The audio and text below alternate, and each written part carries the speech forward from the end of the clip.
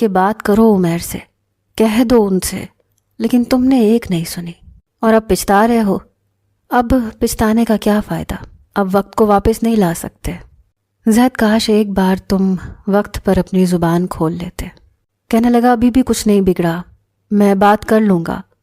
Green signal کھلتے ہی ان کی bike آگے جا چکی تھی، لیکن میں تو ان کی باتیں سن کر جیسے گاڑی چلانا بھول گیا تھا۔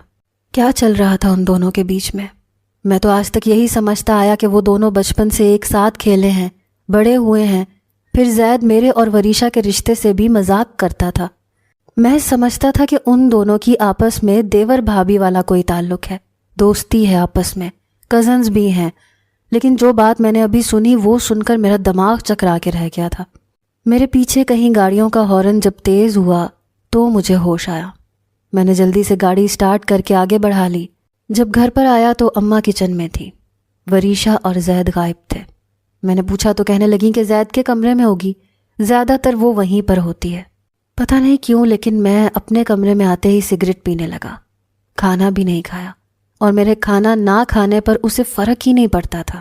رات تک میں 2 ڈبیا سگریٹ کی ختم کر چکا تھا اور فیصلہ بھی کر چکا تھا، لیکن میں نہیں جانتا تھا کہ میرے اندر لگی آگ باہر تک پہنچ جائے گی۔ میری آنکھیں جل رہی تھیں، پورا وجود بخار سے تپ رہا تھا۔ اب تو کھانسی بھی رہنے لگی تھی، شاید سگریٹ کی زیادتی کی وجہ سے۔ وریشا جب کمرے میں آئی تو کمرہ دھوئیں سے بھرا ہوا تھا۔ آتے ہی کھانسنے لگی، مجھے بڑی ناگواری سے دیکھا، پھر اپنی جیولری اتار کر لیٹنے لگی۔ میں بمشکل کھانستے ہوئے اپنی جگہ پر آ کر لیٹ گیا۔ مجھے کھانسی آئے جا رہی تھی، شاید میرے کھانسنے سے وہ ڈسٹرب ہو رہی تھی، بار بار کروٹیں بدل رہی تھی۔ بخار کی شدت سے میری آنکھوں سے پانی بہنے لگا۔ میں نے کہا وریشا پلیز ایک گلاس پانی پلا دو۔ بخار کی شدت سے ٹھنڈ بھی لگ رہی تھی۔ وہ اٹھ کر بیٹھ گئی۔ پتہ نہیں کیا سوچا اس نے، اور یہ سن کر اس نے برجستہ سر اٹھا کر میری طرف دیکھا تھا۔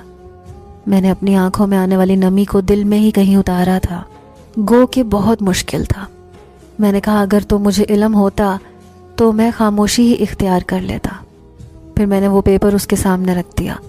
میں نے کہا یہ طلاق نامہ ہے، سائن کر دو اس پر، تمہیں مجھ سے آزادی مل جائے گی۔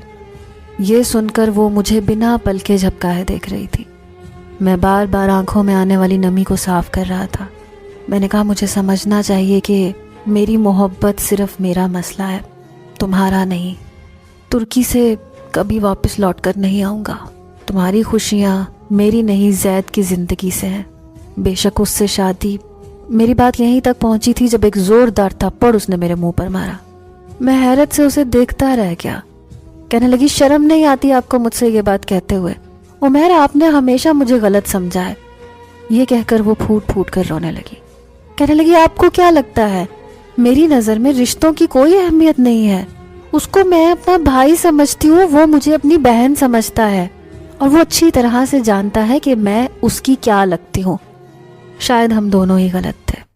وہ بھی غلط تھا جو ہر وقت مجھ سے یہ کہتا رہتا تھا کہ عمیر بھائی بہت اچھے ہیں، تم سے بہت محبت کرتے ہیں، تم چھوٹی چھوٹی باتوں کو بھول کیوں نہیں جاتی؟ اور میں پاگل تھی جو اس کی باتیں سن کر آپ کے لیے اپنے دل میں جگہ بنانے کی کوشش کرتی رہی۔ آپ ترکی جانا چاہتے ہیں نا، چلے جائیں، کبھی واپس مت آئیے گا عمیر، لیکن پلیز میرے اور زید کے رشتے کو ایسی گالی مت دیں کہ ہم ایک دوسرے سے نظریں ملانے کے بھی قابل نہ رہے۔ مجھے چھوڑنا چاہتے ہیں، آپ کی مرضی ہے، چھوڑ دیں۔ یہ کہہ کر اس نے پین پکڑا اور سائن کرنے لگی۔ میں نے اس سے پین چھین لیا۔ میں نے کہا میں نے تمہاری زید کے ساتھ باتیں سنی ہیں۔ کہنے لگی کیا سن لیا آپ نے؟ یقیناً کوئی آدھی ادھوری بات سنی ہوگی۔ وہ کسی لڑکی کو پسند کرتا ہے، اس سے محبت کرتا ہے، لیکن وہ لڑکی سید ہے، اس لیے اس کی شادی زید سے ہونا ممکن نہیں لگ رہا۔ اس کے گھر والے بہت سخت ہیں۔ پھر اسے لگا کہ شاید وہ گھر میں بات کرے گا تو کوئی بھی اس کا ساتھ نہیں دے گا۔ میں اسے یہ کہہ رہی تھی کہ تم عمیر سے بات کرو، اس لڑکی کی منگنی کہیں اور ہو گئی ہے۔ اس لیے زید بے حد پریشان تھا۔ زید بے حد پریشان تھا۔ میں تو صرف اس کا غم حل کرنے کے لیے اسے تسلی دیتی تھی، اس لیے کمرے میں اس کے پاس جاتی تھی۔ آپ کو لگا کہ میں، یہ کہہ کر وہ رونے لگی۔ کہنے لگی آپ کے بچپن کی اس حرکت نے مجھے آپ سے خوفزدہ کر دیا تھا۔ میرے اندر ایک ڈر پیدا ہو گیا تھا जिस से मैं कभी भी निकल नहीं पाई। मेरे दिल में आपके लिए जो भी गुस्सा था मैंने आपसे शादी के दिन कह दिया था, जो दिल में था सब कह दिया था। लेकिन ज़ैद ने मुझे यही समझाया कि बात को ख़त्म कर दो, जो हो चुका उसे भूल जाओ। और मैं ख़त्म करने की कोशिश कर रही थी, लेकिन मुझे वक्त चाहिए था। लेकिन आपने तो, ये कहकर वो फिर से रोए जा रही थी। फिर उसने सामने टीवी पर रखे तलाकनामे को पकड़ा और फाड़ कर फेंक दिया। वहीं पर टिकट मौजूद थी, वो भी पकड़कर फाड़ कर फेंक दी। कहने लगी, आप कहीं नहीं जाएंगे। सुना आपने उमैर, कहीं नहीं जाएंगे आप।